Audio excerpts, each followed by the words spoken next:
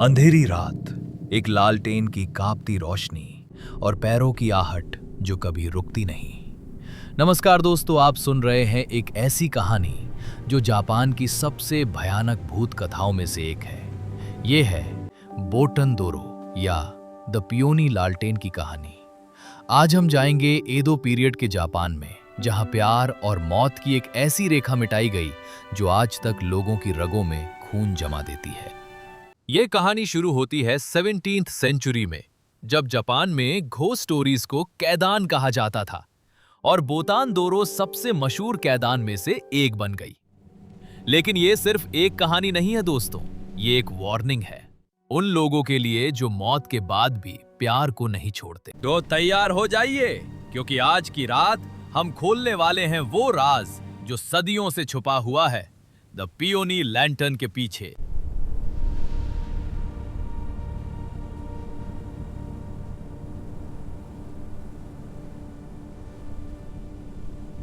हमारी कहानी शुरू होती है एडो, जो आज का टोक्यो है। उस समय जापान में समुराई का राज था और लोग भूतों और आत्माओं में विश्वास रखते थे। इस कहानी का मुख्य पात्र है ओगिवारा शिन्नोजो, एक युवा हैंडसम समुराई जो अपनी बीवी की मौत के बाद अकेला रह गया था। शिन्नोजो एक नेक और ईमानदार आदमी था। अपनी पत्नी की मौत के बाद वो एकांत में रहने लगा। उसकी जिंदगी में ना कोई खुशी थी, ना कोई उम्मीद। हर रात वो अपने घर में अकेला बैठता, अपनी बीवी की यादें साथ लिए। उससे पता नहीं था कि डेस्टिनी उसके लिए क्या प्लानिंग कर रही है। एक दिन ओबो फेस्टिवल के समय, जब जापानीज लोग अपने एंसेस्टर्स की आत्माओं को याद करते हैं, शिन्नोजो ने फैसला किया कि वो भी फेस्टिवल देखने जाएगा। और वहां टेंपल के पास उसने उसे देखा, एक औरत जिसे देखकर वो स्तंभित रह गया। उसका नाम था ओत्सुयु। वो इतनी खूबसूरत थी कि शिन्नोजो अपनी सांसें रोक बैठा। उसके साथ थी उसकी लॉयल दासी ओयोने, जो एक पियोनी लैंटर्न लिए हुई थी, जो रात में उनका रास्ता रोशनी से भरता था। दोनों की नजर मिली और शिन्नोजो को लगा जैसे उसकी बंद जिंदगी में फिर से बाहर आ गई है। लेकिन दोस्तों, जो चीजें बहुत खूबसूरत लगती हैं, वो अक्सर सबसे ज्यादा खतरनाक होती हैं। और शिन्नोजो को ये बात समझ में आने वाली थी बहुत जल्द। उस रात के बाद ओत्सुयु और ओयोने रोज रात को शिन्नोजो के घर आने लगी। वो पियोनी लालटेन की रोशनी में उसके घर तक पहुंचती और दोनों घंटों बातें करती। शिन्नोजो को लगा कि भगवान ने उसे एक नया जीवन दिया है। वो ओत्सुयु से प्यार करने लगा। हर रात वो मिलते।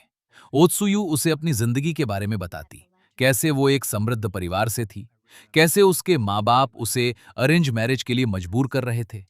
शिन्नोजो उसे सांत्वना देता और वादा करता कि वो उसे हमेशा प्रोटेक्ट करेगा। उनका प्यार गहराता गया। लेकिन एक बात अजीब थी दोस्तों, ओत्सुयु और ओयोने हमेशा सिर्फ रात को ही आती थी, दिन में कभी नहीं। जब शिन्नोजो उनसे पूछता कि क्यों, तो ओत्सुयु कहती कि उसके सख्त माता पिता उसे दिन में बाहर नहीं जाने देते, रात में ही वो चुपचाप निकल पाती है। शिन्नोजो को कुछ अजीब जरूर लगता था, लेकिन प्यार में इंसान सब कुछ भूल जाता है। वो इस बात को इग्नोर करता रहा। हर सुबह जब सूरज निकलता, ओत्सुयु चली जाती और शिन्नोजो पूरे दिन उसका इंतजार करता। लेकिन धीरे धीरे शिन्नोजो की सेहत बिगड़ने लगी। वो कमजोर होता गया, उसका चेहरा पीला पड़ गया। उसके दोस्त और नौकर परेशान होने लगे। और तब एक रात सब बदल गया।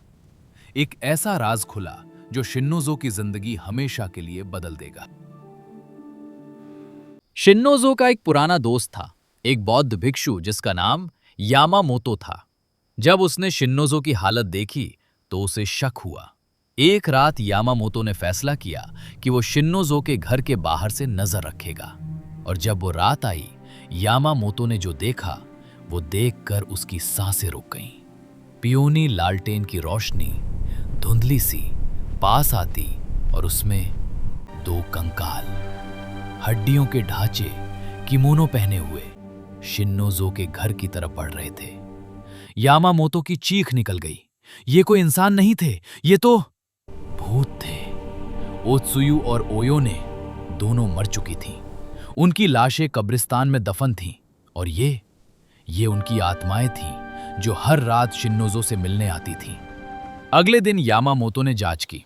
उसने पता लगाया कि ओत्सुयु एक युवा कुलीन लड़की थी जो कुछ महीने पहले बीमार होकर मर गई थी। उसके साथ उसकी वफादार सेविका ओ योने भी मर गई थी। कुछ कहते हैं दिल टूटने से, कुछ कहते हैं आत्महत्या से, अपनी मालकिन के साथ रहने के लिए। ओत्सुयु की मौत से पहले की आखिरी ख्वाहिश थी कि वो सच्चा मोहब्बत पाए, और मौत के बाद उसकी आत्मा उस ख्वाहिश को पूरा करने निकल पड़ी। जब उसने शिन्नोज़ो को देखा, पूरे दिल से टूट चुका एक आदमी, तो उसकी आत्मा उसकी तरफ खिंच गई। उसे लगा कि यही है वो प्यार जो वो ढूंढ रही थी। यामामोतो ने शिन्नोज़ो को सब कुछ बता दिया। पहले तो शिन्नोज़ो ने यकीन नहीं किया, लेकिन जब उसने सबूत देखा तो उसकी दुनिया हिल गई। वो जो रात भर प्यार का एहसास करता था, वो एक भूत के साथ वक्त बिता रहा था। यामामोतो ने शिन्नोज़ो को बचाने का फैसला किया। उसने कहा, अगर तुम ऐसे ही उनसे मिलते रहोगे तो तुम्हारी जान चली जाएगी।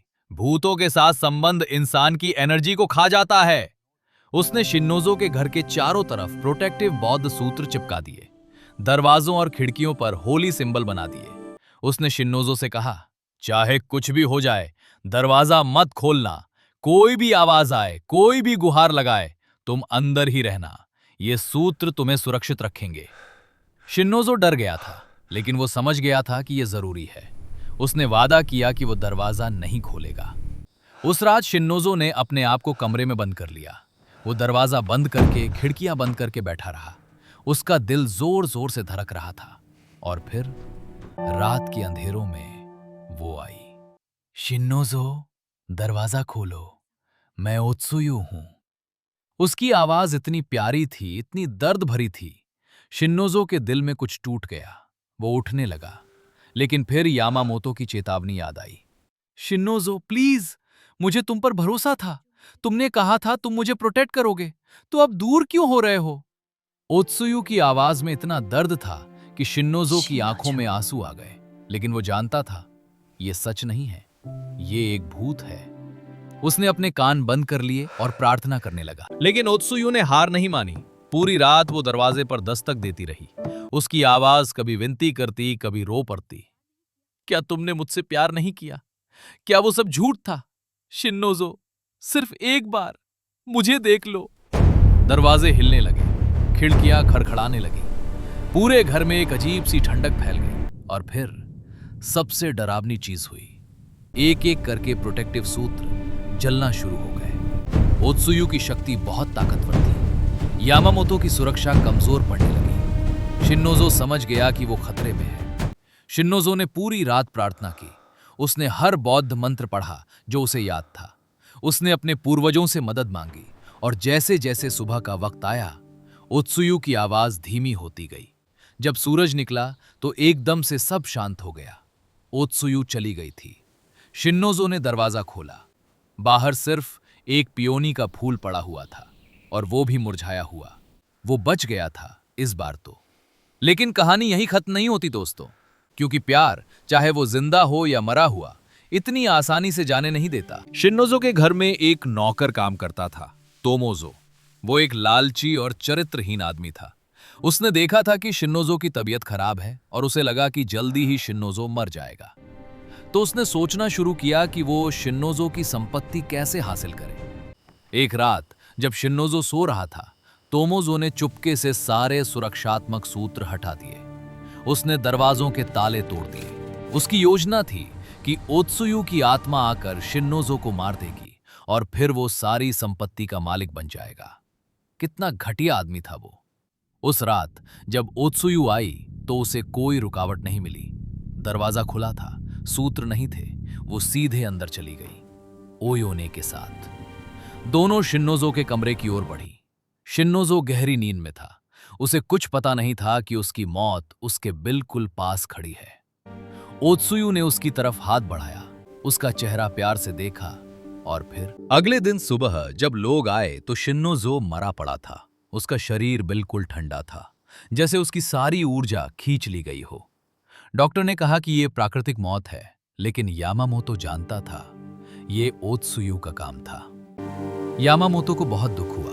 उसने पूरे प्रयास किए थे शिन्नोज़ो को बचाने के लिए, लेकिन वो असफल रहा। लेकिन जब उसने जांच की तो उसे तोमोज़ो की हकीकत पता चली। उस गद्दार ने पैसे के लिए अपने मालिक की जान ले ली, लेकिन कर्म ने अपना काम किया दोस्तों। कुछ दिन बाद तोमोज़ो भी मर गया, उन्माद और दहशत में। लोग कहते हैं कि ओत्सुयु और ओयोने ने उसे भी नहीं छोड़ा। उन्होंने उसे उस गुनाह की सजा दी जो उसने किया था। और आज भी लोग कहते हैं कि अगर आप रात को कब्रिस्तान के पास से गुजरते हैं तो आपको एक पियोनी लालटेन की रोशनी दिख सकती है, धीमी, धुंधली, खोए हुए प्यार की तलाश करती हुई। तो दोस्तों, ये थी द पियोनी लालटेन की कहानी। एक कहानी जो हमें सिखाती है कि मौत के बाद भी अटैचमेंट कितना खतरनाक हो सकता है। ओत्सुयु ने अपनी मौत के बाद भी प्यार को जाने नहीं दिया और यही उस त्रासदी का कारण बना। जापानी संस्कृति में एक विश्वास है, मोनो नो अवेयर, हर चीज की अस्थायी प्रकृति को समझना और स्वीकार करना। ओत्सुयु ये नहीं कर पाई और इसलिए वो एक ट्रैजिक भूत बन गई। ये कहानी आज भी जापान में बहुत प्रसिद्ध है। काबुकी नाटकों में, फिल्मों में, किताबों में, हर जगह ये कहानी सुनाई जाती है। अगर आपको ये कहानी पसंद आई हो तो लाइक करें, शेयर करें और चैनल को सब्सक्राइब करना ना भूलें। और हाँ, अगली बार जब आप रात को किसी लालटेन की रोशनी देखें, जरूर सोचिएगा कहीं वो ओत्सुयु तो नहीं अभी भी अपना प्यार ढूंढती हुई। सयोनारा दोस्तों, और होशियार रहिए, प्यार और मौत दोनों बहुत शक्तिशाली हैं।